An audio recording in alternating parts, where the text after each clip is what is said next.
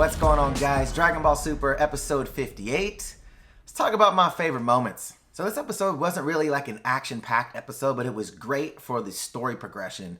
And you really got to see Whis' foresight in this episode, which is really dope.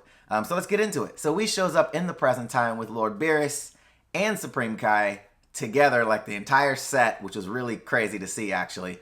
They all show up at Capsule Corp, and they start talking with Vegeta, Goku, and Bulma and Trunks about what had transpired. And Whis basically says this is what's going to go down. So we find out Zamasu goes to Zuno to kind of get an idea of what the Super Dragon Balls are and everything about Son Goku.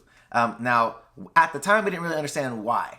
But now we know why. Exactly why. Because Whis was like, this is what it is, buddy. So Whis puts together that Zamasu goes and creates a clone of Goku.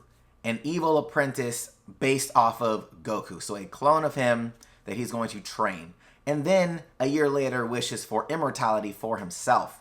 Now, with that, all they use now is a time ring. So they can jump a year ahead of time, find the Dragon Balls, wish, and then be done. So this could happen instantaneously. So the question now wasn't if it was going to happen, but when it was going to happen. And they try to figure out, well, how they do that, because he needs the time rings. He's not a Kaioshin at the moment. He's an apprentice. And that's when they put together he's probably going to kill Gowasu and take his Kaioshin Potara earrings to grant him the ability to use the time rings. And that would make a ton of sense.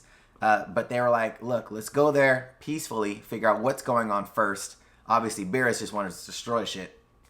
They get there, and Zamasu isn't there. Gowasu's greeting them, basically talking about his experience with Zamasu thus far, saying that he has reached a level of clarity on the situation, that he's ready, and I think he's in denial, but that's just me, obviously.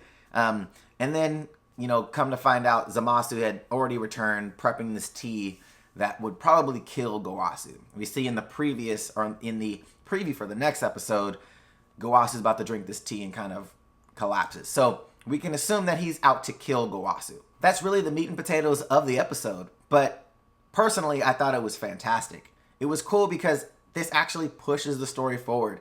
There's not a lot of filler right now. It's not just like, oh, we're just doing this because we want to kill time. Like, no, this actually pushes the story forward. We get the motivation of why Zamasu wants to create a character or an apprentice like Goku Black. Obviously because of the power that he has and that he could influence him and train him in the way that he wants to do that. That's pretty dope. And then not to mention the foresight of Whis really trying to put everything together for them, which is awesome. And now figuring out who is going to destroy Zamasu. Now, I'm going to put a spoiler tag up right now. This is a spoiler warning. What I'm going to discuss right now, okay? If you don't want to know anything else past this episode, I need you to shut off right now, like the video, subscribe to the channel. But if you want to kind of know what's going to go down in the next episode, we're going to start that right now. So, episode 59 title is Protect the Kaioshin Gowasu, Destroy Zamasu. Now, in this, there is kind of a synopsis basically talking about how Beerus is the one that destroys Zamasu. Now, with this said, if something else happens, cool. But this is coming from the actual description of the episode, the synopsis of the episode. Now, with this, that's really interesting that Beerus is the one that does. Now, if, let's say, hypothetically, that he's already immortal. Let's say he's already achieved immortality. I doubt that he has, but let's say he has already. There may be something that goes into the only people that can destroy immortal bodies would be gods of destruction, or Kaioshins themselves.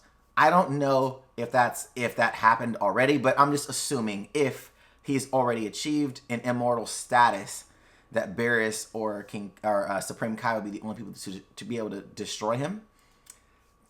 But I'm not sure if he did that already. That's just a theory of mine. Also, there was a really dope snapshot of the next episode in the preview of Supreme Kai, Goku, Beerus, and Whis in that order, in their strength order, looking at whatever this orb is that Whis has, or looking at Zamasu, whoever.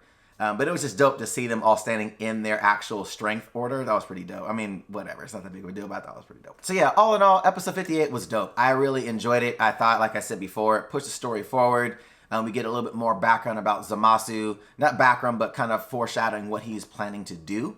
And I feel like in the future we'll learn more about Black, who Black is, how he was created, and then was he trained by Zamasu from there? He just became his apprentice to learn, you know, how his ki became very similar to his.